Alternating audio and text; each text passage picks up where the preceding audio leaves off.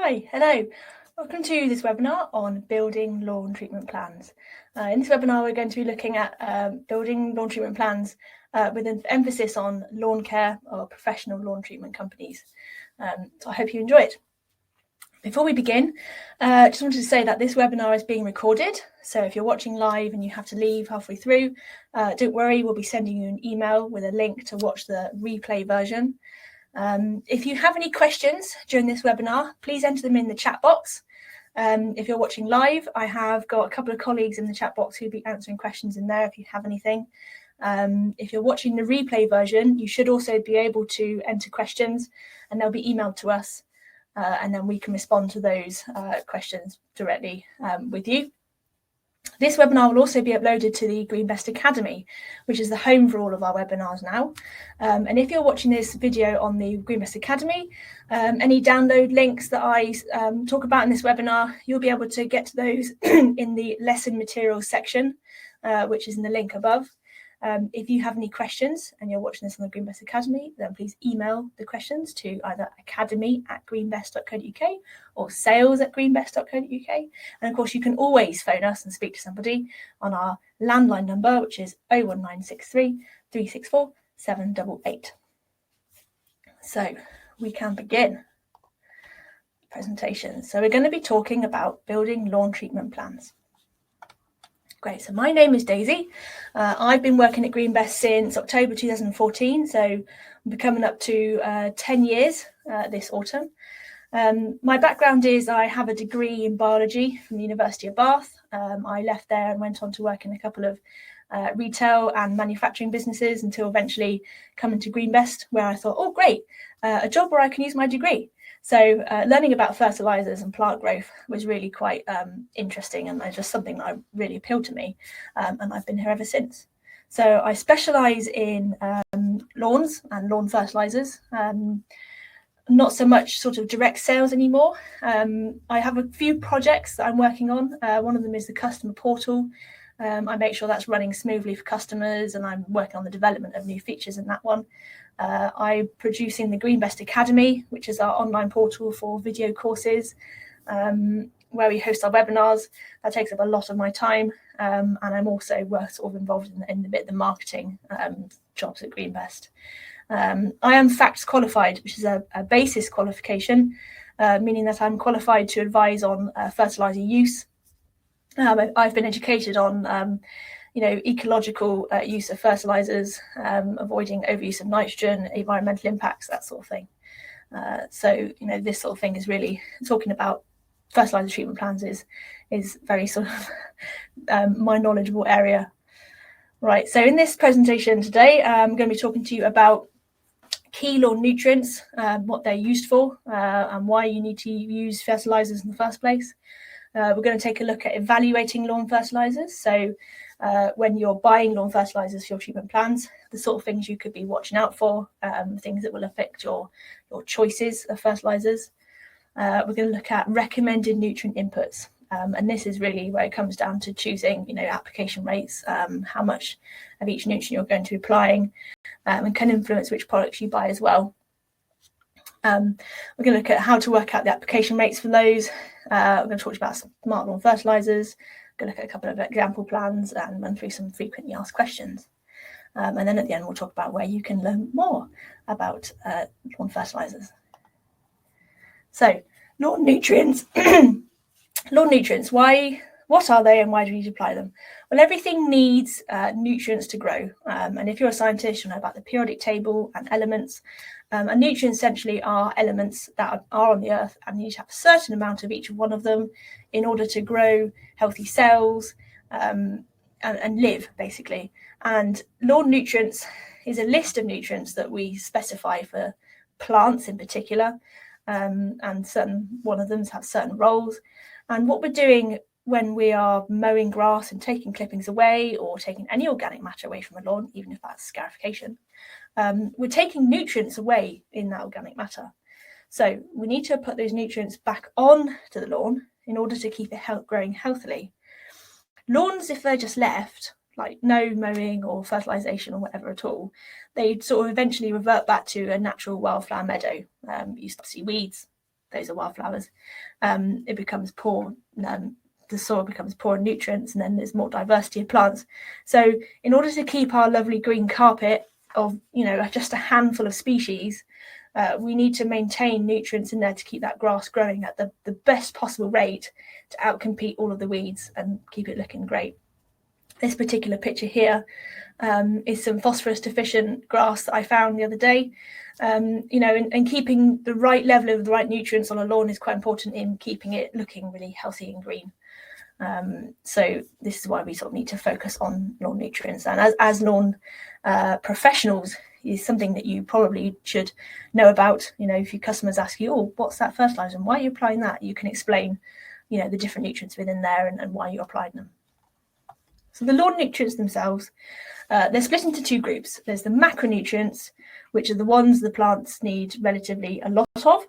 And then there's the micronutrients, and these are the ones the plants need quite small amounts of. But every single one of them is needed in some level. So if one of them is missing entirely, the plant will really struggle. It might not be very green. It might have some deficiency symptoms. These things are needed in order for healthy growth. Within the macronutrients, the first three in that list, carbon, hydrogen, and oxygen, you don't need to worry about those in your treatments because the lawn will be getting plenty of that from rain, which is H2O, and from carbon dioxide in the air, which is carbon and oxygen. So we don't need to worry about those three, but they are still macronutrients. They are still something that grass needs to live. But the next three that we do need to know about is nitrogen, phosphorus, and potassium. And so when we're talking about an NPK of a fertiliser, we're relating to the nitrogen, phosphorus, and potassium in that fertiliser. So this is sort of nutrients. Generally, we might refer to NPK, but we also mean the other nutrients as well. It just sort of becomes a catch-all term for analysis, fertiliser analysis. You'll notice on there we've also got calcium, magnesium, and sulphur. So I'll just tell you a little bit about what all of these main nutrients do. So nitrogen is something that grass, plants in general, just love. They can't get enough of nitrogen. So if you put nitrogen down, the plants will use it as fast as they can. It tends to make grass grow. It's what we call luxury uptake. So you apply more nitrogen, the grass uses more nitrogen, it grows more. It takes up more than it actually needs to live. It's because nitrogen is generally quite scarce in natural environments. So the plants are adapted to just take it up as soon as it can. Phosphorus and potassium are not like that. So you can't force growth with phosphorus. You can provide the phosphorus, but putting extra on won't do anything. It'd just be a waste of money. Phosphorus is for new growth, new shoots, new roots. So you tend to see phosphorus in seeding fertilisers. You kind of want to provide phosphorus most of the year round, especially in the spring and the autumn when the lawn is growing quite a lot.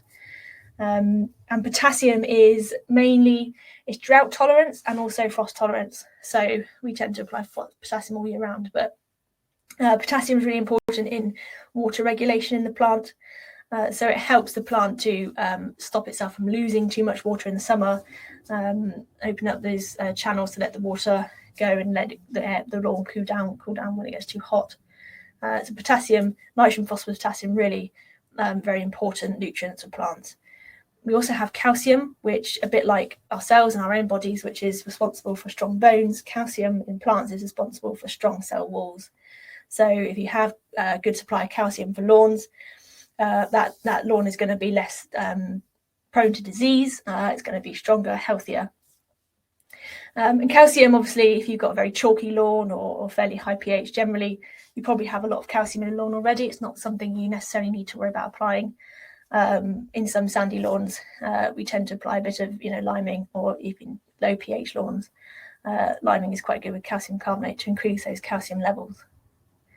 We also have magnesium, which appears in a lot of spring fertilisers. And this is really important. Magnesium is the central molecule in chlorophyll, and chlorophyll is the green pigment that allows plants to make energy from the sun. So without the magnesium, they can't take the sun's energy, and they're going to basically die because that is how they get their food to live. So we provide a lot of magnesium to lawns.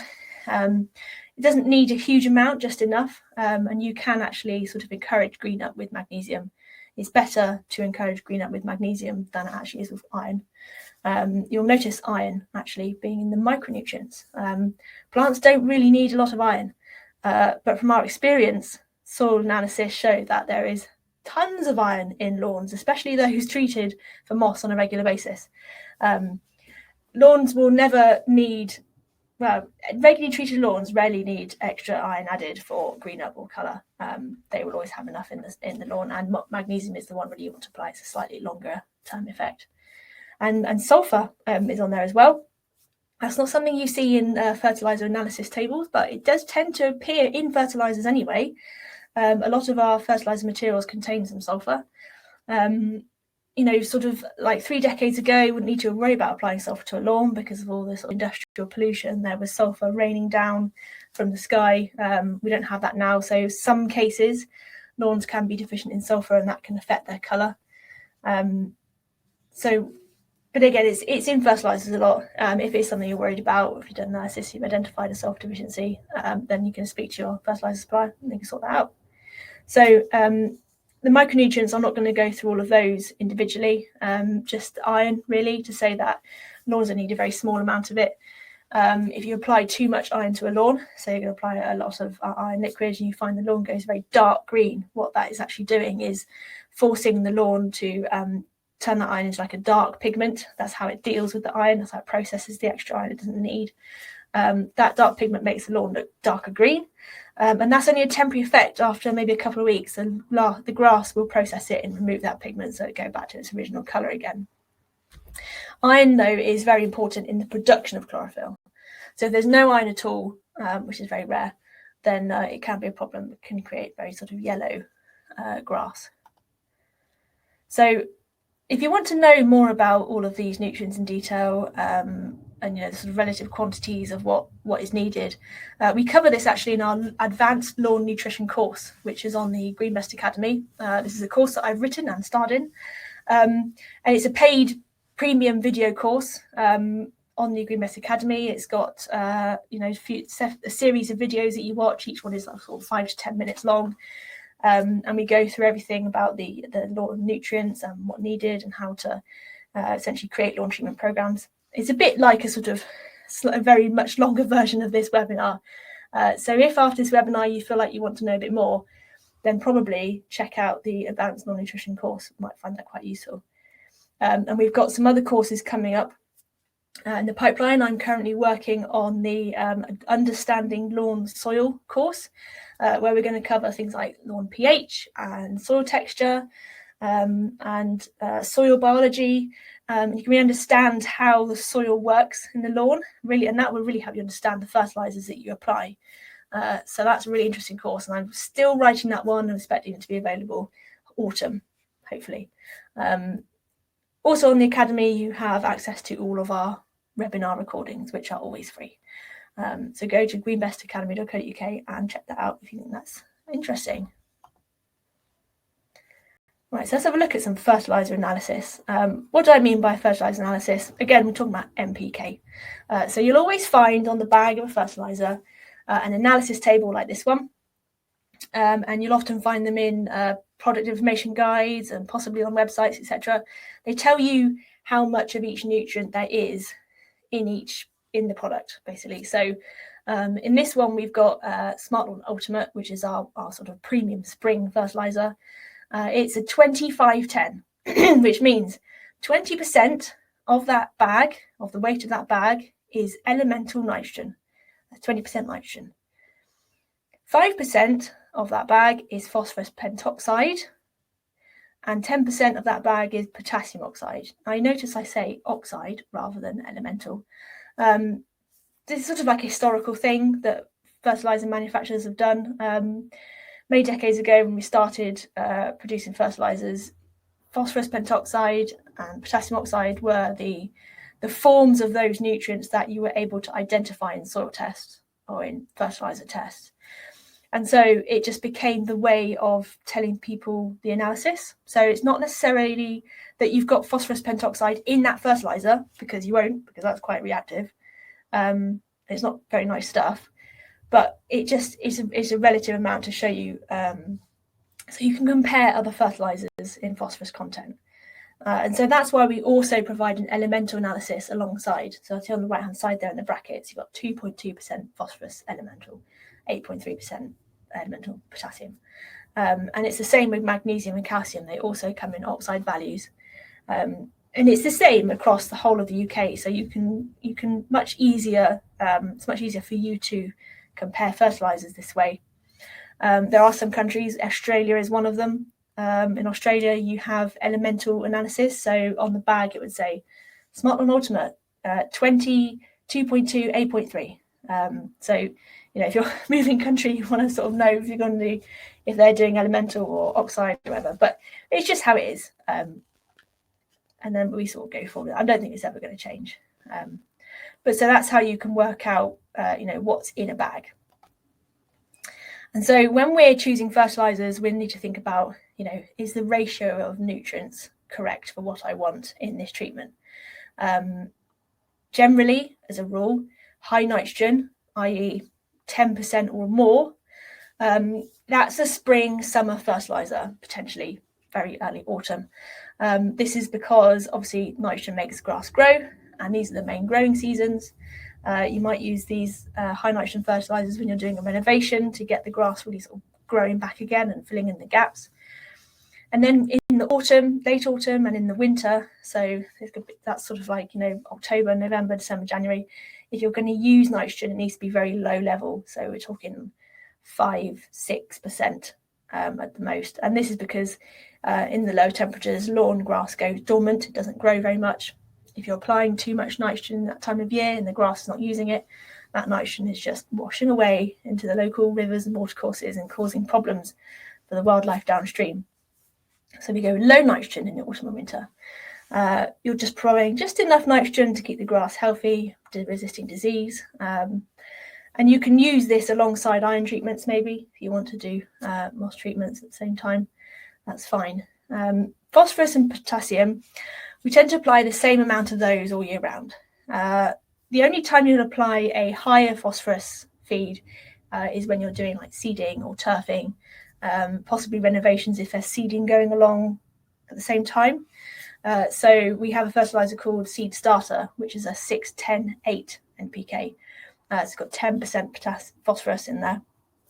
And that really helps those new shoots, those new seedlings develop good, strong shoots and roots. And otherwise than that, you'll be applying a low level of phosphorus all year round. Because phosphorus is generally quite present in lawn soil. It tends to appear in most sort of soil particles naturally, but it's not always very available. So if we apply a very small amount all across the year, then you're applying available phosphorus for the lawn. And the same with potassium. Potassium does actually wash away from soil quite easily. So you apply it throughout the year in smaller amounts, so the lawn's always got some that it can get to. Doesn't wash away as quickly as nitrogen though, so we don't need to worry about slow or controlled release versions of potassium. But then again, potassium, is needed in the summer for drought tolerance and also in the winter for frost tolerance. So there's not a particular time of year where you use more or the other one or more. So that's the seasonal things that we look at, seasonal ratios.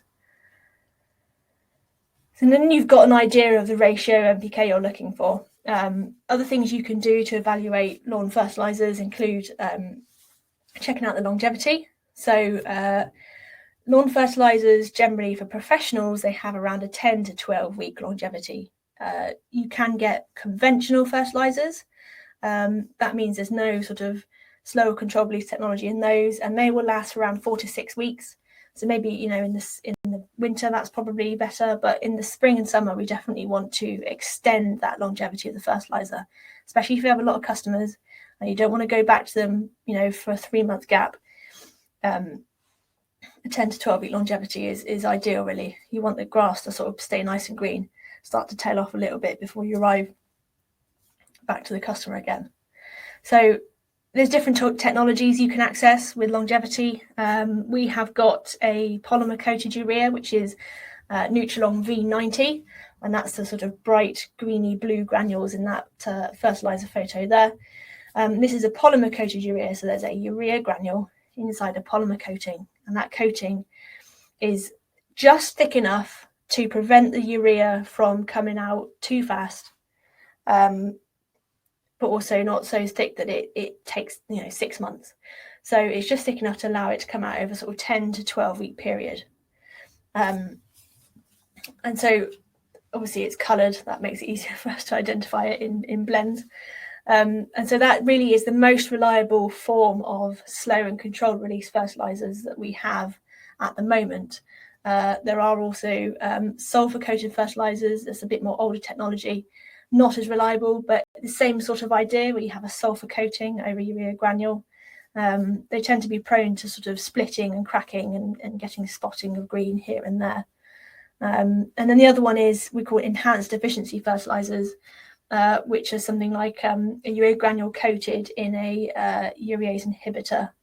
And that we have one of those called NMAX. We actually have that product in the Smart Lawn Spring Green Light product. And that is a 6 to 8 week release fertiliser. So it's not as long or reliable as the V90, but it is longer than conventional release fertilisers. How that works is it's a urea granule, but it's coated with this inhibitor. So when it goes on the grass and it gets dissolved, the inhibitor prevents the urea being transformed into a usable form of nitrogen. So it just slows down that cycle in the grass. NMAX is not necessarily non-scorch, whereas the coated stuff is. So, when you're thinking about choosing a fertiliser, especially for the summer, you want to think, oh, do I want non-scorch fertilisers so I can apply a fertiliser in a really hot June day and not have to worry that it's going to scorch the lawn? So in that case, coated fertilisers being the one there. Things like added organics and biostimulants. So you can add those things to help with non-scorch and help the grass recover after a drought period. Those are quite interesting. We have Onyx, which is our biostimulant organic ingredient we put into drought safe. That's got amino acids in it, which is really helpful for relieving the stress on the grass after the drought has gone. It's been very, very popular over the years. Something else you might want to think about is granule size. So most manufacturers might have a couple of options. We have two. So we have the mini size, which is 1 to 2 mil, or the lawn grade, which is 2 to 3 mil. And the reason we have both is just because we have equal numbers of customers that like both or like one or the other. So we can never decide which one to get rid of. And there's some reasons why you might have to use one. So, for example, a fertiliser containing iron for moss blackening would need to be a mini grade. Otherwise, it doesn't have enough coverage to effectively hit that moss. And then, larger granules are more visible on the ground. They're easier to see. They tend to be less dusty, whereas the smaller granules are faster acting because there's more surface area. They're less visible. So, if you don't want to see the fertiliser, customer doesn't want to see it, then use a mini grade. So there's a few options there, and you sort of think about which one you want to use. Also, cost. Fertilisers, obviously, cost has been going up the last couple of years, fairly astronomical compared to what I've been used to when I started at GreenBest. The costs are sort of coming down now, slowly. We're hoping it's going to come down. We've just been trying to clear out a lot of our stock in our warehouse, just to try and clear through all of that expensive stock that we have, so we can start doing some more lower prices for customers. And then lastly, before I finish this slide, I want to talk about liquid versus granular. So a lot of people ask, should I swap to liquid feeds because it looks cheaper? And you think, well, yes, it does look cheaper. Problem with liquid feeds is they will only last 2 to 4 weeks. 4 weeks if you're lucky, 4 to 6 weeks if you've got a slow release liquid. And that's because the amount of nutrient you apply with a liquid feed is just a lot less, sometimes 10 times less than a granular, sometimes more. So if your plan is to go on with very low levels of nitrogen, you want to go back once a month or once every sort of 6 weeks, then liquid possibly is the option. Liquid can be scorch risk, especially if you're not applying it with enough water. So if that liquid fertiliser sat on the leaf and there's sun, it can scorch the leaf a little bit. So liquid is not something we usually sell to lawn care, which is why liquid feeds as such are not prominent in the Smart Lawn range. Most of the time it's just granulars that professional lawn care stick with. So talk about recommended nutrient inputs. So this information comes partly from my own experience of talking to customers and them telling me what they apply and what they find works. And also from part of this information comes from the STRI, which is the Sports Research Institute, Sports Turf Research Institute. So they have obviously done some research into this. But also, people have been applying these amounts for quite some time and find that it works quite well. So nitrogen, 80 to 200 kilos. I know that's quite a range. 80 kilos is probably the minimum. If you want to keep the lawn looking fairly decent, then 80 kilos per hectare is going to be the minimum you want to apply over the course of a year. And then 200 kilos being the absolute maximum. And of course, it's also going to depend on your soil texture, because clay soil holds on to nutrients much better than sandy soil. So there's a range there, and most people would sit somewhere sort of around 150 kilos a hectare, sometimes slightly more. So that's nitrogen input recommended. Phosphorus pentoxide, 50 kilos a hectare, very small amounts. Phosphorus is sort of limited supply because we mine it from the ground, phosphorus materials, and when that runs out, then that's it. So we don't want to apply too much phosphorus, just enough for what the plant needs, but we can't go on with too much, or we're going to run out of it essentially. And then we've got potassium oxide, which is 60 to 160. Again, that's a range depending on your soil texture. But that's again, it's like a minimum amount and a maximum amount. You want to spread that out throughout the year, just to make sure the plant's got enough all year round, I think. So once you've got the nutrient inputs, then all you need to do is decide how many treatments do you want to do, how many times do you want to visit that lawn and apply a fertiliser. In my example here, I've left January and February empty of NPK, and that's because we might go back with a iron feed, granular or liquid, whichever we decide. And then the other 4 feeds, we have split up the nutrients. So phosphorus and potassium, I've just equally split them across all 4 treatments. And then the nitrogen, I put most of the nitrogen in the beginning of the year, and then it sort of tails off towards the end of the year. And you can see that my totals are 168 kilos per hectare of nitrogen, 48 kilos per hectare of phosphorus, and 120 kilos per hectare of potassium oxide. So again, that's how we work out our totals. And once you have decided what fertilizers you're going to do for a year, it's a good practice to write this down. So work out exactly what kilos per hectare of each you're putting in each treatment, and then work out your total. So then the following year, when you come to review your fertilizers, you can think, okay, so we want to go a bit low on the nitrogen this year because we feel like that was a bit too much, so let's drop that down, and then start the process again. So we have quite a limited selection of fertilizers in the Smart Lawn range, and that's on purpose to make it really easy for people to decide what to buy. But you're thinking, I expect, if I want to be really careful with tailoring my my inputs, how am I going to do that with just a few products? It's all going to be about application rates. So the important thing I think here to look at is nitrogen. So if you take your nitrogen value, and then we can take the product you want to use, and we can work out the application rate you should go on with from those numbers. Phosphorus and potassium should sort of come in alongside. If you're using the right ratio fertilizers, you should find that they tend to sort of sit in the right ranges anyway. So here is the application rate calculation. So if you don't have to write this down.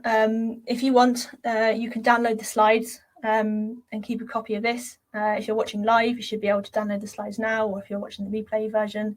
If you're watching on the Academy, go to the lesson materials section. You can download a copy of these slides from there. And you can keep this information handy for when you next want it. So what we do to work out the application rate is we take 100. We just take 100 and divide that by the percentage nutrients. So if we're doing, we're going to use, for example, Ultimate, which is 25-10, 20% nitrogen. So we're going to do 100 divided by 20. Then we're going to times that by our input that we want for that treatment, which is in this case 60 kilos per hectare for our spring treatment. And then it gives me 300 kilos per hectare, and that is the application rate of the fertiliser for that particular treatment. And if you don't work in kilos per hectare, you can transfer that to grams per square metre by just knocking a 0 off. So 300 kilos per hectare becomes 30 grams per square metre, and you can do that anytime you like. So 150 kilos per hectare becomes 15 grams per square metre, and you can do it the other way. So 20 grams per square metre is 200 kilos per hectare. It's really easy. And so smart lawn fertilisers, we've got quite a range of fertilisers. As I said, it's quite a sort of select range of granular fertilisers. But these things we have designed in collaboration with our customers. We have sort of tweaked them here and there depending on what people want. We only sell these fertilisers to trade customers. So we get homeowners come to us and want to buy a smart lawn. We say, sorry, you'll have to go to one of our bespoke customers that sells their own products, because we don't sell smart lawn to homeowners and to people that are going to be using it for their own lawns. We do keep smart lawn in stock, and this is one of the things, one of the main things that we did when we started the smart lawn range. Previously, it was a case where everybody who wanted lawn fertiliser would have to have it made to order, and in the spring, the longevity could be, the lead time could be up to 3 or 4 weeks. So with smart lawn, it was arranged that we could keep on the shelf, and then if somebody orders some, we can send it out the next day. At the moment, we tend to keep fairly low batch numbers, of, a few tons at a time, and we're just constantly topping it up. And this just means that if we've got a problem with the blend or something, we can make a few changes for the next one, and we haven't got 30 odd tons of stock that is a problem. So that's how we prefer to work, really. So again, it's a full range of granular fertilisers. There are some liquids there. We've got some biostimulant liquids. We've got a liquid iron on there, soluble iron as well, and a wetting agent. And if you want to have a look and a nice browse of all these products, we actually produce a nice product guide. So you can get a copy of this on our website if you go to GreenBest.co.uk and then go to the smart lawn section, and there's a button to request a free product guide, and we can send one of these out to you. It's got really good information on all of the products within the smart lawn range. So here's the product list itself. You see you've got Spring Green Light and Summer Safe Light at the very top of this list. These products were designed to help our customers in the times when the prices were rising quite a lot. We identified a need to produce something that was a little lower NPK, a little, cost saving. So we've got those there. We've still got these products because they have been very popular. Last year we sold mostly these two products, and so we kept them again because they do still represent a bit of a cost saving. And then below those are our regular smart lawn products. Ultimate Drought Safe being the top selling spring summer ones. Ultimate is more for kind of spring. Drought Safe is a key summer fertiliser. In drought, that's the one you want to be using. And then we've got Autumn Green for autumn, and Seed Starter for seeding and turfing, and Stretch, which is our 6-monthly fertiliser for landscapers, etc. And then there's some autumn winter fertilisers there as well. So again, all the information for smart lawn products is on our website and also on the brochure. And if you want to get hold of any pricing, just contact us. Contact details, sales@greenbest.co.uk, or a phone number there at the bottom.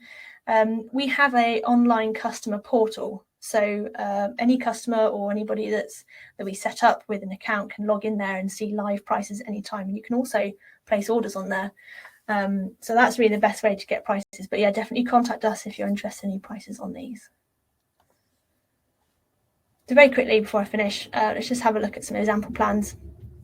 So we said before about choosing your fertilisers, looking at annual inputs and splitting those down across your treatment, the amount of treatments you want to do, and working out your application rates. And so what you also want to do is create a plan so you know what you're going to apply when. And sometimes it's quite nice to visually set it out like this in a grid. So I've got 2 plans here. One's, slightly more luxury, and then one of the one's quite standard. So in the first one, we've got a granular first and last feed, which is a 6-5-10.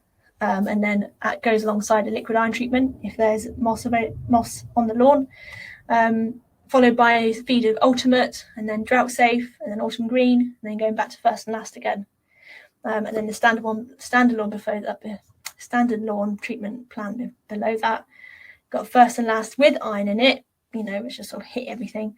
And then ultimate, and then drought safe, and then go back to first and last.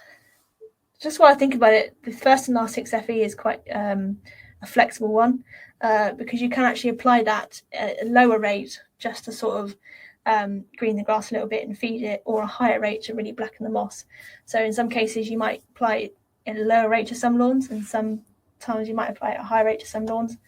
It's quite a flexible one to use. So some frequently asked questions. So how long does it take for the lawn to respond to a treatment of fertiliser?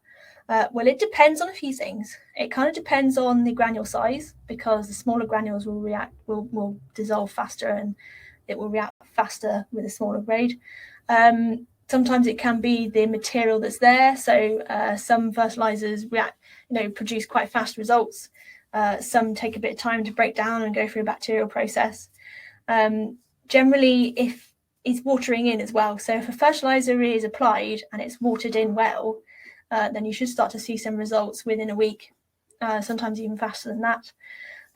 If it's not watered in, then, assuming it's a non-scorched fertiliser, then you're going to see nothing from that fertiliser for probably, a couple of months, at least, unless it rains, nothing is going to happen with it.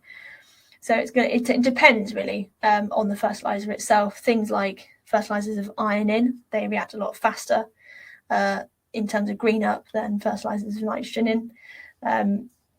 Liquid fertilisers react loads faster than granular fertilisers, because that liquid, the nutrients are already in a liquid solution ready for the plants to take up. So if you want to apply something to get a lawn really green for a particular event, then you could do it the day before and it would be green the next day. Whether with granular fertiliser, you'd want to go in the week before. How does soil pH and soil texture affect fertiliser requirements? So I mentioned before about soil texture. So this is whether it's clay or sandy or silty. Clay soil tends to hold on to nutrients quite well. So we can get away with applying less fertiliser to clay soil because it will hold on to a bank of nutrients, if you like. Sandy soil, very sandy soil, tends to lose nutrients quite quickly, which can be a problem, especially, ecologically, if you're applying a lot of fertiliser and it's just washing away. So, in general, in an ideal world, you would apply little and often to a sandy soil, or at least you'd be using some kind of slow or controlled release to sandy soil. You can improve sandy soil with organic material. Organic fertilisers will help with nutrient retention. And then there's also soil pH. So there's a pH scale, and wherever the lawn sits in it, certain nutrients will be more available than others. The ideal pH to have a lawn at is around 6.5. That's the point at which most of the nutrients are really available. Too high or too low, and some ones become unavailable. And we cover that in quite a lot of detail in the Understanding Lawn Soil course that's coming up on the Academy. But certainly, if you want to really know and understand pH, if you've had a lawn that's been analysed and has a particular low pH, and you can talk to us about how to increase that pH to where it should be and what effect it's going to have. Jack Baxter is our sales guy for the Smart Lawn fertilisers, and he's also FACTS qualified, so he's also able to talk you through all about that and work out a plan for that particular lawn. How can I reduce the environmental impact of my fertiliser treatments? Again, this goes back to just not applying too much in one go, or using the right kind of technologies. The recommended inputs are, again, there to help you, to prevent you from applying too much, to prevent you from wasting money by chucking fertiliser on that's not actually going to be taken up by the grass at all. There are some areas in the country where we need to be slightly more worried about nitrogen than others, but at this moment in time, it doesn't actually affect lawn care treatment companies. You're not, required to stick to limits. Who knows? In the future, it may change. it will depend on whether or not the industry can be shown to be responsible in making sure they're not applying too much in one go. So it's something we need to bear in mind, and probably look out for more information on that as we go forward in the coming years. So what are the common mistakes to avoid when designing a treatment plan? Probably not thinking about the tendency for summers to arrive earlier than they sometimes do. So you might buy yourself a load of spring fertiliser and then find, oh, it's got really hot and the product I've got I can't use. So maybe think about scorch potential earlier in the year than you normally would do. Not feeding in the autumn. Sometimes people just don't feed in the autumn, and then you get a problem with like red thread and fungal diseases, which are really prevalent in the autumn when it's wet and it's warm. Things like red thread, it just needs a bit of nitrogen to make that grass grow so that it can be mown off. Red thread doesn't kill grass, it just makes it look a bit unsightly, and nitrogen helps it to grow through quite a lot. Not thinking about your customers as well, what they want in terms of visibility of fertiliser, and that comes down to choosing granule size. So last question, what is the minimum order quantity on smart lawn fertilisers? I just put this at the bottom here because I get asked this quite a lot. Don't actually have any minimum order quantity. So if you're just starting up in lawn care and you literally need 2 or 3 bags, that's fine. If you just give us a call, we'll set you up. You can get ordering on the system. You can order 2 or 3 bags as often as you like. We have customers that have started their lawn care journey with us buying 5 bags at a time and are now taking 2 tons at a time. And that's just lovely to see companies grow. And we love to support new businesses and build that relationship and stay with them for the whole journey. So there's absolutely no minimum order quantity on the smart lawn fertilizers. If you wanted something made bespoke, there might be a minimum order quantity, but it's not huge. So definitely have a chat if you're interested in some fertilizers from us. So just to sort of summarize, really, smart lawn pricing, that's all on the customer portal. If you're quite new to it and you want to find out some more information about smart lawn, we have a few smart lawn webinars that are available on the GreenBest Academy already. You can request one of my shiny brochures on the GreenBest website and have a look at that at your leisure. And if you want to get in touch about any of those fertilizers, the email address is at the bottom of the screen there. So that's sales@greenbest.co.uk. Call us on 01963 364 788. And also, lastly, the GreenBest Academy. So you can watch all of our webinars on there and our premium lawn care courses. And we have plans for lots more of the premium lawn care courses to come, and other courses for sports turf professionals and horticultural professionals as well. So I think that's basically everything. Don't forget, if you want to download the slides, you should be able to do that either in the chat box there or in the lesson materials section if you're watching on the Academy. And do join me again for the next presentation, next webinar. And I hope you have enjoyed yourself. Thank you very much.